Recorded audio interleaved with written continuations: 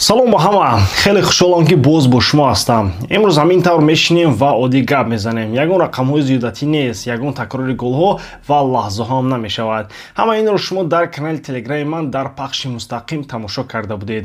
Дар ин ҷо мо танҳо мехоҳем оромона суҳбат кунем, дар бораи бозии дирӯза мегӯем, баъзе бозиҳои дигарро ҳам ёд мекунем ва албатта трансферҳои охиронро ҳам шарҳ медиҳем.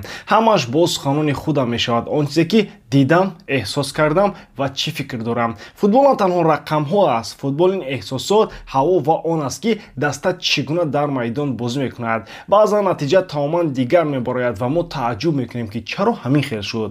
Дар ҳамин вақт муҳим аст бинем мураббӣ куҷо иштибоҳ кард, кадом бозингар хуб буд ва кӣ натавонист. Ман танҳо ҳамин андешаҳои худро бо шумо тақсим мекунам бидуни калимаҳои расмӣ. Аз ҳамин сабаб агар ба шумо ҷолиб бошад ки танҳо хулосаҳои оддӣ ва рост шунавед, пас то охир бо ман бимонед. Мо қадам ба қадам ҳамаро таҳлил мекунем. Аввал бозии дирӯза, баъд дигар бозиҳои муҳим. Дар ягон ҷо баъз шунед, мо бошем сар мекунем. дӯстон, пеш аз сар кардан мехоҳам хотиррасон кунам ки имрӯз як қатор бозиҳо дар топ 5 чемпионатҳои аврупоӣ мегузарад ва шумо метавонед ин бозиҳоро бо сарпарасти видеои мо ширкати 1x ҷолибтар гардонед. Зеро ин ширкат чандин сари сол мешавад ки кору фаъолият дорад ва беҳтарин шароитҳоро фароҳам меорад. Танҳо дар мо ва танҳо барои шумо мо промо тайёр кардем бо номи AMG 0777 ки нафароне ки то ҳол регистратсия накардан метавонанд дар аввалин пардохти худ то ҳаҷми 8000 сомонӣ бонус ба даст оранд. ссилкаи зарурӣ дар комментарияи ин видео. Имкониятро аз даст надиҳед. Ал-Наср мавсимро бо ғалабаи пурқувват оғоз кард 5-0 бар Ал-Таъвун. Бозии аввалин ва аллакай натиҷаи бузург. Албатта, диққат бештар ба Жоао Феликс буд ки дар дебюти худ дар Лигаи Саудӣ як хет-трик ба қайд гузошт. Барои ҳар як бозингар чунин оғоз орзу аст ва дида мешавад ки Феликс воқеан аз муҳити нав ва бозӣ барои Ал-Наср лаззат мебарад. Ғайр аз ӯ Роналдо як пеналти зад ва Кингсли Коман низ голи худро ба даст овард, яъне ду хариди муҳим низ худро хуб нишон доданд. Аммо агар каме амиқтар назар кунем, масъала танҳо дар як ғалаба ё якбора голҳои зиёд нест. Ҳоло мушкилоти асосӣ ин мухлисони ҳақиқии Ал-Насранд. Ман махсус мегӯям, на мухлисони Роналдо ки танҳо барои голҳои ӯ меоянд ва танҳо ба рақамҳои шахсӣ таваҷҷӯҳ мекунанд. Ман дар назар дорам ҳамон мухлисоне ки дастаи худро солҳо пеш аз омадани Роналдо пуштибонӣ мекарданд. Барои ҳамино вазъият сангин аст. Тасаввур кунед, вақте шумо мешунавед ки клубатон яке аз беҳтарин бозингарони ҷаҳонро мегирад, табиист ки интизори дигар чизҳо мешавед. ҷомҳо, мусобиқаҳои бурдашуда, мақомот дар арсаи байналмилалӣ. Чунки футбол дар ниҳоят ҳамеша бо трофеҳо чен карда мешавад. Агар шумо онҳоро наёбед, ифтихор кардан душвор аст. Ва ҳамин ҷо муқоиса меояд. Ал-Ҳилол, Ал-Иттиҳод, Ал-Аҳлӣ ҳамаи онҳо трофеҳоро мебаранд, натиҷаҳои назаррас доранд, аммо Ал-Наср бо вуҷуди доштани Роналдо ҳоло наметавонад бо онҳо рақобат кунад. Ва ҳамин чиз вазъиятро барои мухлисони аслии даста бисёр нохуш месозад. Барои онҳо дигар худи ҳузури Роналдо баҳонаи фахр шуда наметавонад, зеро саволи аввал ҳамеша чунин хоҳад буд: бо ӯ шумо кадом ҷомро гирифтед?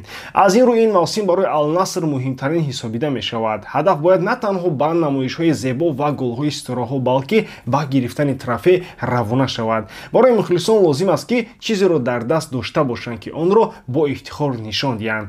ғалабаи 5-0 оғози хуб аст. Аммо саволи асосӣ дар он аст ки оё Ал-Наср метавонад ин сатҳро нигоҳ дорад ва онро ба натиҷаҳои воқеӣ, яъне трофеҳо табдил диҳад. мавсим тӯлонӣ аст ва маҳз он чӣ ки дар охир рӯй медиҳад ба таърих дохил мешавад.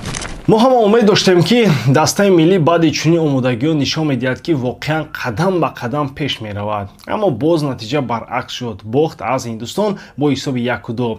ва ин рақам танҳо як натиҷа нест, ин як огоҳӣ аст. агар ҳамин роҳро давом диҳем, чӣ гуна метавонем пешрафтро интизор шавем?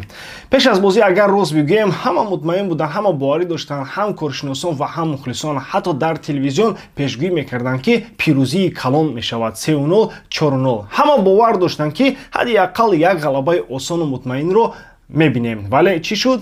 ҳанӯз бозӣ дуруст оғоз нашуда мо 2 гол гирифтем аз тими Ҳиндустон ки дар раддабандии фифа аз мо пасттар аст. барои мухлисон ин як зарбаи ногаҳонӣ буд, барои бозингарон бошад як шок ки дигар натавонистанд ҷамъ шаванду бо эътимод, яъне бо боварӣ бозӣ кунанд. имконият барои баробар кардан буд, лекин ягон нақшаи равшан, ягон тактикаи дуруст аз тарафи даста дида намешуд. ба ҷои он ки тими миллӣ худро ба даст бигирад ва ҳамлаҳоро дуруст созад, бозингарон бештар саргардон ба назар мерасиданд. ҳамон чизе ки мо бояд бинем интизом, нақша ва иҷрои дуруст пурра намоён набуд. Албатта дар чунин ҳолат савол аввал ба сари мураббӣ меояд. Мо чандин бор гуфта будем ки бозии тими миллӣ аз сол ба сол сустар мешавад. Гела Шакиладзе то ҳол роҳи дурусти кор бо даста, роҳи дурусти сохтани тактика ва интизомро пайдо накардааст. Бозигарони мисли он ки маҷбурӣ ба майдон меоянд, на ба ҳавас ва бо боварӣ. Ва ин ҷо масъала танҳо техника нест. Техника танҳо як қисми бозӣ аст. Мушкили асосӣ равонӣ ва рӯҳияи даста аст. Вақте бозигар ба мураббӣ бовар надорад, вақте нақшаи бозӣ барои ӯ равшан нест, натиҷа ҳамин гуна мешавад. Ва танҳо бозигаронро гунаҳгор кардан дуруст нест. Ин масъулиятам ба дӯши мураббӣ меафтад, ҳам ба роҳбарият. Футбол барои Тоҷикистон танҳо як бозӣ нест. ин чизе аст ки миллат аз он ифтихор мекунад. мухлисон бо умед меоянд, вақти худро сарф мекунанд, эҳсосоти худро медиҳанд, вале вақте ба ҷои пешрафт боз ақибравӣ мебинанд, савол пайдо мешавад. Оё ин даста барои миллат бозӣ мекунад ё танҳо барои ҳисобу китобҳои дохилӣ? мухлисро фиреб додан мумкин нест. ӯ ҳамаи чизро мебинад, ҳис мекунад ва ҳақ дорад талаб кунад. Ва агар мо мехоҳем тими миллӣ қавӣ шавад, чанд чиз ҳатмист. Пеш аз ҳама кори мураббиён бояд рост арзёбӣ шавад, на баҳона, на суханҳои зебо, балки ҳақиқат. Дуюм, бояд мутахассисони сатҳи баландро ҷалб кард. Агар ҳамин тавр идома диҳем, ба ҷое намерасем. Барои рушди футбол таҷриба ва донишҳои ҷиддӣ лозим аст. Ва севум, тарбияи бозигарон ва интизоми воқеӣ. Дар майдон танҳо техника басанда нест, пеш аз ҳама интизом ва нақшаи равшан зарур аст. хулоса ҳамин аст. ин бохт тасодуфӣ нест. ин нишон медиҳад ки вазъияти воқеии футболи мо чӣ гуна аст. агар имрӯз чора наандешем, фардо на танҳо бозигарон, балки мухлисон ҳам эътимодашонро пурра аз даст медиҳанд. бачаҳо, биёед ин вазъиятро як бор бинем. Ба Реал Мадрид Дани Карвахал баргашт ва ростӣ чунин баргашт ки барои Трент Александр-Арнолд чандон хушхабар нест. Чунки Карвахал ва Трент ду нави тамоман гуногуни ҳимоятгарони рост ҳастанд. Трент бештар ба ҳамла меравад, бо зарбаҳо, ба пасҳо, ба чай техникадор. Аммо Карвахал ин боварӣ, таҷриба. Ӯ флангро он қадар маҳкам мекунад ки ҳатто паша аз он ҷо гузаштанӣ нест. Ва ин ҷо як ҷузъиёти ҷолиб. Карвахал тарбиятшудаи худи Реал аст, дар Кастилия бозӣ мекард, пас як сол ба Байер рафт, аммо клуб зуд бо ҳаққи бозгардон ӯро баргардон ва аз он вақт то ҳол зиёда аз 430 бозӣ барои Реал.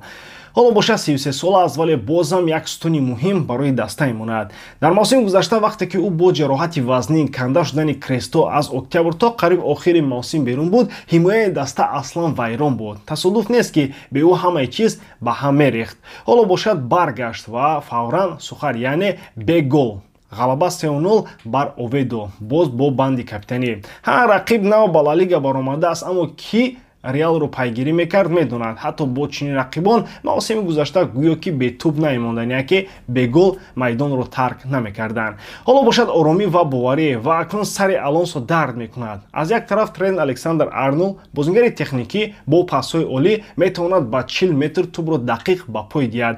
Баъзан чунин менамояд ки ӯ аслан нимҳимоятгар аст, на ҳимоятгар. Аз тарафи дигар Карвахал ки кафолат медиҳад ки дар ҳимоят ягон бетартибӣ намешавад. Ва хандовар он аст ки агар Карвахал дар ҳаят бошад, Трент бештар дар захира нишаста нигоҳ мекунад. Агар чунин идома ёбад, дер ё зуд мухлисони Ливерпул ки аз ӯ хафа шуданд, ба Трент лақаби нав медиҳанд, капитани асосии захиравӣ. Аммо барои Трент ҳам умед ҳаст, зеро Карвахал 33 сола аст ва ба ӯ лозим мешавад ки борро дуруст тақсим кунад. Алонсо шояд ҳар дуяшонро истифода барад ба навбат. Шояд ҳатто мо мебинем ки Трент дар нимҳимоят бозӣ мекунад. Ин таҷрибаро ҳам дар Ливерпул дошт, ҳам дар тими Англия.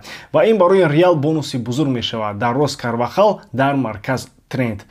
ҳамин тавр барои Алонсо ин ду бозингар на танҳо ду нафар, балки ду фалсафаанд. Бо Карвахал боварӣ ва таҷриба, бо Трент эҷодкорӣ ва вариантҳои нав. Агар Алонсо тавонад ду услубро якҷоя кунад, ҳимояи Реал ба яке аз қавитаринҳо дар Аврупо табдил мешавад. ин мавсим ҷолиб хоҳад шуд. Аз як тараф Карвахал ки аллакай легенда аст ва капитани даста мебошад, аз тарафи дигар Трент, ҳамагӣ 28 сола ва ояндааш дар пеш, ва шояд маҳз ҳамин рақобат ӯро бозам универсалӣ кунад. вале то он замон беҳтар болишти мулоимро бо худ дошта бошад, чун захира барои ӯ ба хона табдил ёфтанӣ аст. шумо мухлисони Реал дар ин бора чӣ фикр доред? Ки бояд дар ҳайати асосӣ бозӣ кунад, Карвахал ё ин ки Трент Александр-Арнолд? Вариантҳои худро дар комментария нависед. ба ҳамин тамом боридарам ки иҷодкории ман ба шумо писанд меояд. Лайк, комментария ва дар канал обуна шуданро аз ёд набароред. Бо шумо бисёр вақта Муҳаммад Гайров. Хай бародарон, дар паноҳи Аллоҳ.